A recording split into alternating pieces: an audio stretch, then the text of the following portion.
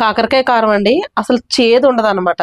చేదు లేకుండా చేసుకోవడానికి ఇందులో ఏమి వేయక్కర్లేదు. మనం నార్మల్‌గా చేసుకుంటే చాలు. చేదు పోవడానికి ఏం లేకుండానే అంత బావుంటది. అసలు చేదు ఉండదన్నమాట. ఇంకొకటి నెల రోజులు నిలవ ఉంటదండి కాకరకాయ కారం అయితేని. చాలా బావుంటది. కాకరకాయ కారం అంటారు, కాకరకాయ పొడిని కూడా అంటారు. హాయ్, హలో, నమస్తే అండి. Welcome back to Vantasala. నేను మీ విజయాని. అందరికీ నమస్కారం. అందరూ ఎలా ఉన్నారు? బాగున్నారా? నేనైతే చాలా బాగున్నాను. ఈరోజు నేను మీకు మనందరి కోసం కాకరకాయ కారం చేస్తున్నాను. మా ఇంట్లో కూడా కాకరకాయ కారం అంటే చాలా ఇష్టం. కూరలు వీటికన్నా కాకరకాయ కారం అయితే బాగా తింటారనమాట. కాకరకాయ పొడవు అని కూడా అంటారు. చేదు లేకుండా నెల రోజులు నిల్వ ఉండేలాగా చేసుకోవచ్చు. మనం రైస్లో వేసుకోవచ్చు, లేదంటే ఇడ్లీలో వాటిల్లో కూడా కావాలంటే వేసుకోవచ్చు. అయితే కాకరకాయలు ఒక 1/2 కేజీ తీసుకున్నానండి. 1/2 కేజీ తీసుకుని శుభ్రంగా కడిగేసుకున్నాను. వీటిని చిన్న చిన్న ముక్కల కింద కోసి చూపిస్తాను మీకు. ఫస్ట్ ఏం చేయాలో చక్రాల్లా కోసేస్తాను. మీరు ముక్కల కింద కోసుకున్నా సరే, చక్రాల్లా కోసుకున్నా సరే, ఇలాగ లేతగా ఉన్నాయనుకోండి, గింజలు కోసాడిపోతున్నాయి అనుకోండి, గింజలు తీయక్కర్లేదు.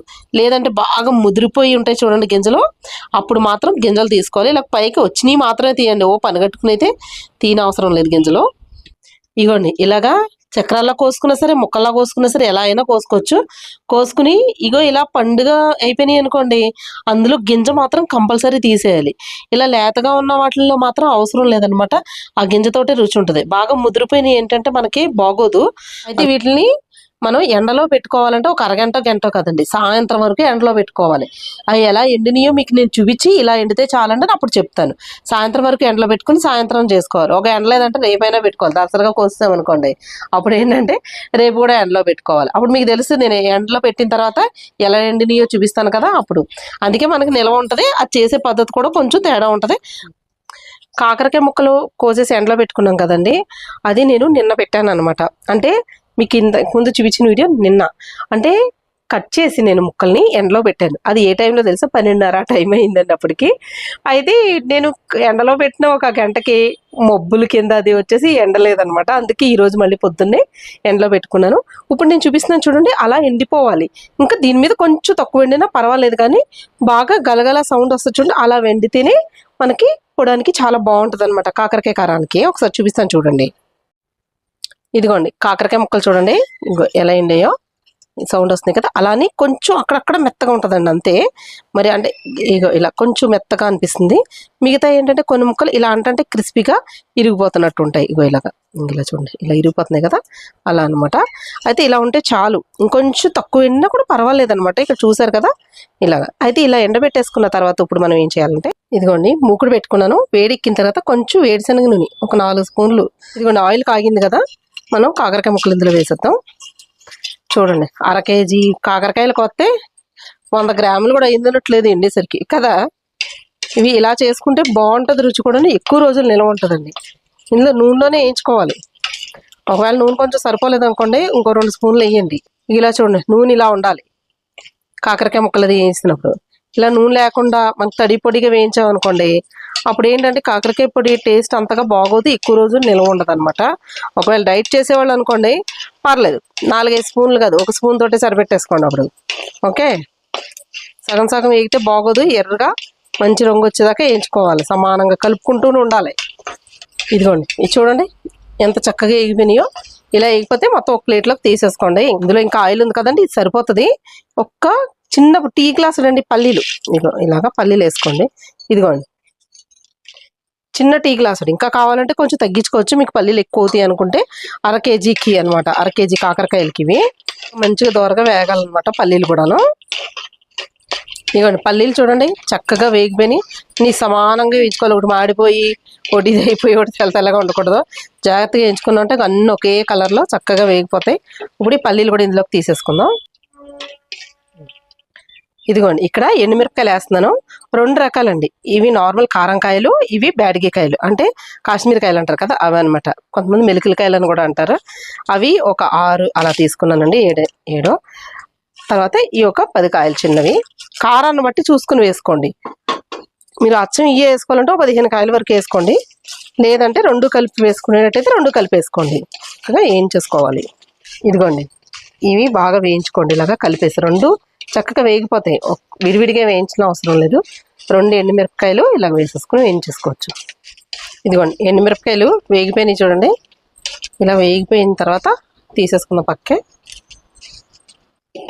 ఎండుమిరపకాయలు తీసిన తర్వాత మళ్ళీ ఒక 2 స్పూన్లు నూనె వేసానండి. పల్లి ఆయిలే వేసుకోండి, వేరుశనగ నూనె వేసుకుంటేనే బాగుంటుంది. ఒక 2-3 స్పూన్లు ధనియాలు వేసుకోవాలి, 1 స్పూను జీలకర్ర. 3 స్పూన్లు ధనియాలు అయితే 1 స్పూనే జీలకర్ర అండి. ఇదిగోండి, ఒక గుప్పుడు కరివేపాకు. ఇదిగోండి, ఈ కరివేపాకు, ఈ ధనియాలు, జీలకర్ర అన్నీ కలిపి వేయించేసుకోండి. ఇలా చూడండి, గలగలాడుతూ కరివేపాకు అది వేగిపోయింది కదా. ఇవి తీసేసి ఎల్లుల్లిపాయలు వేయించుకుందాం. ఇదిగోండి ఎల్లుల్లిపాయలు, ఒక 2 ఎల్లుల్లిపాయలు కొద్దిగా కచ్చాపిచ్చ కింద చితక్కొట్టేసి ఇందులో వేసి వేయించేసుకోవాలి. అలాగే పచ్చి వేసాం అనుకోండి కారప్పొడి తొందరగా పాడైపోద్ది. ఇలా కొంచెం వేయించేసి వేసుకోవాలన్నమాట. ఇదిగోండి, ఇందులో ఇంక నూనె ఎక్కర్లేదండి, ఎందుకంటే మూకుడు కొద్దిగా ఇలాగా నూనె అంటుకుని ఉంది కదా, అది చాలు అనమాట. బాగా వేయించేసుకోవాలి. వీటిని చూపిస్తానండి ఎలా వేయించుకోవాలి. మరీ ఎక్కువగాను ఎర్రగది ఏం చేశారనుకోండి అప్పుడు కూడా బాగా సిరిసేది వచ్చేస్తుంది అనమాట.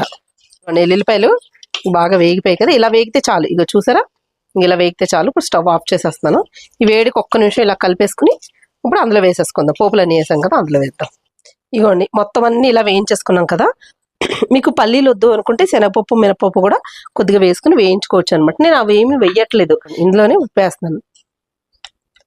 చూసుకుని వేసుకోండి. 1 స్పూన్ ఫుల్గా వేసాను, అంటే ఫస్ట్ సగం వేసానని మళ్ళీ కొద్దిగా యాడ్ చేశాను అంతే.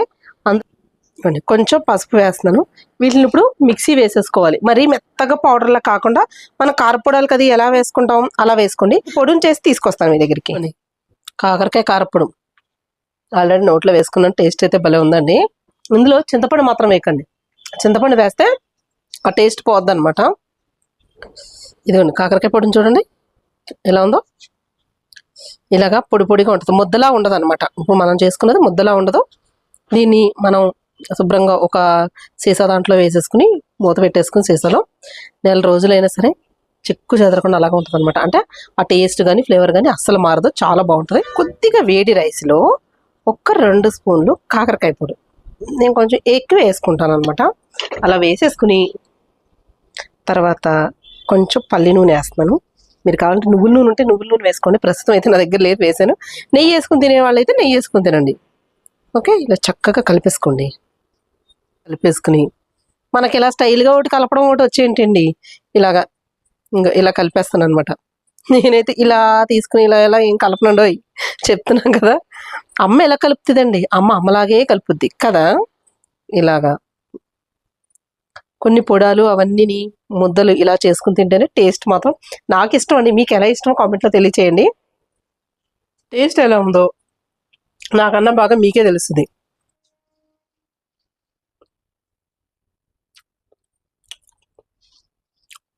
అమ్మో, స్టవ్ మీద ప్లేట్ పెట్టాను, మళ్ళీ ఏమంటారో తెలుసా, కామెంట్స్లో పెడతారు, పొయ్యి మీద ఉడికిదే తినేస్తాం, పొయ్యి మీద పెట్టుకుని అంటారు మళ్ళీ నన్ను.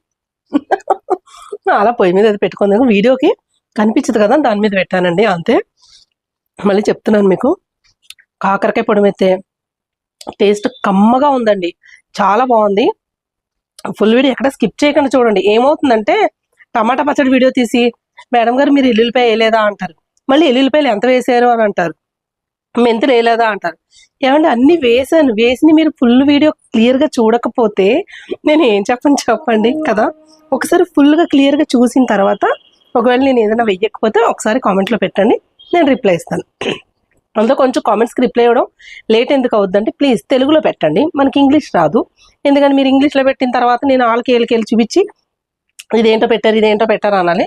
తర్వాత అప్పుడు నేను చదువుకోవాలి, ఓహో ఇదా అని చెప్పి ఇలా రిప్లై ఇవ్వండి అని చెప్పాలి. రిప్లైను వాళ్ళే ఇవ్వాలి, కామెంట్స్ వాళ్ళే చదవాలి. ఒకవేళ తెలుగులో పెడితే కనీసం చదివే అవకాశం అన్న ఉంటుంది. ఓహో నేను చదువుకుని నేను ఆనందపడతాను అనమాట మంచి కామెంట్స్ పెట్టినప్పుడు. అదే బ్యాడ్గా పెట్టారు అనుకోండి, నేను అట్లా పెట్టించుకోను, అస్సలు సమస్య లేదు. నేను అలా నాది కాదన్నట్టు తీసి పాడేస్తాను అనమాట, నిజం చెప్తున్నా. అలా అయితేనే బతకగలదు, లేకపోతే బతకలేం ఈ ప్రపంచంలో కదండి. కాకరకాయ పొడి అయితే ఎలా ఉందో ప్లీజ్ కామెంట్లో అయితే అర్జెంట్గా తెలియచేయండి నాకు. మీరు ఎలా చేస్తారో, ఇంకా పోపులు ఏమైనా వేస్తారో అది కూడా నాకు చెప్పండి, ఓకేనా. మరి ఈ వీడియో నచ్చినట్లయితే మన ఛానల్ సబ్స్క్రైబ్ చేసుకోండి.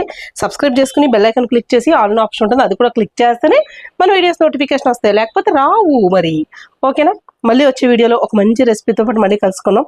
అన్నం చల్లారిపోతుంది, కాకరకాయ పొడి వేడివేడిగా తినేయాలి. ఓకే బాయ్, మళ్ళీ వచ్చే వీడియోలో మంచి కంటెంట్తో మళ్ళీ కలుసుకుందాం, బాయ్.